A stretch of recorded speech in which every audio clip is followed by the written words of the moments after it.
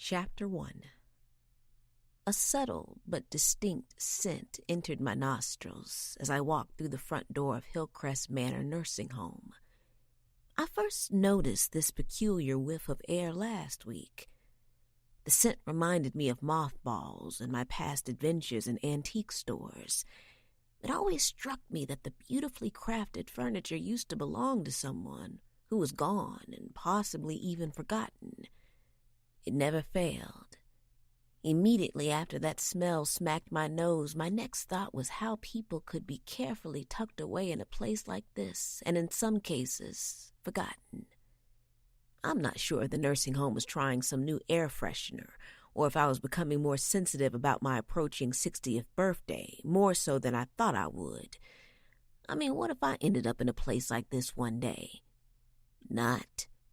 I, Eugeena Patterson, would put up a real good fight with somebody before they tucked me away in some nursing home. I imagine I didn't have anything to worry about anytime soon. But I still told my 3 adult children if they tried to put me in a home before I was ready, I'd whip them first. Even though it took me some time to adjust, I was now enjoying my retirement and my empty nest. I mean, really. When I think over my life and all that I've been through, like the old folks say, it's a wonder how I got over. I headed to the front desk to check in as a visitor. I missed the busybody of our neighborhood. Not much went past those sharp blue eyes.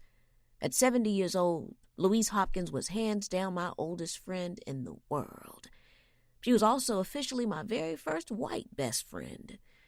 Funny thing was, we didn't too much like each other at first, but God surprised us both. We have gossiped and shared some good laughs, not to exclude raising our children and burying our husbands. It's amazing how time had flown in 30 years.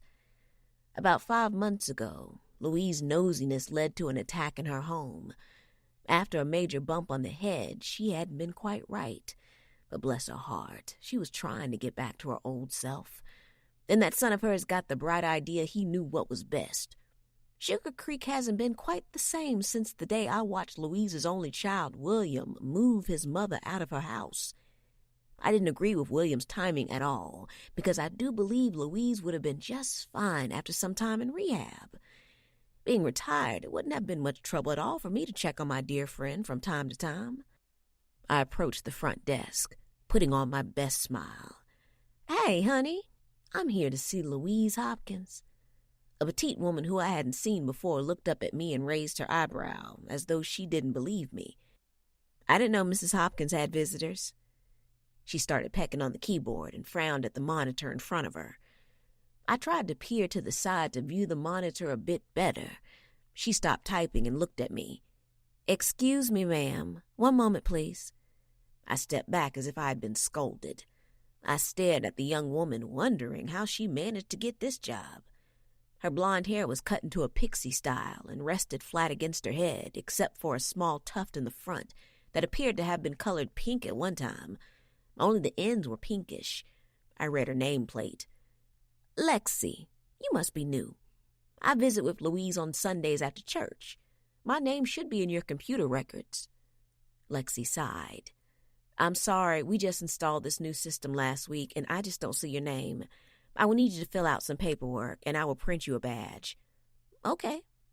I started to say something else, but remembered I was still wearing my church clothes. It probably wasn't wise to be looking like a hypocrite on Sunday. Not that any day of the week was a good time to lay your Christian principles down. I knew a new director had been hired recently at the nursing home, and security had become a priority. I guess that was a good thing. The world was full of crazy folks. Lexi handed me a clipboard. As I reached for it, I noticed the many fields on the form. What is this? A criminal background screening. A nurse came up behind the desk and grabbed the clipboard out of my hand. Thank goodness, the cavalry had arrived. Patricia Brown, known as Pat to me, was a member of my church, Missionary Baptist. I knew her mother and aunt very well and had watched Pat grow up alongside my sons. She was eyeing the young woman. "Girl, you need to stop with this nonsense." Lexi glared at Pat. "This is against protocol. Mrs. Saunders will not be pleased." "I know Ms. Eugeena. Everyone around here knows her.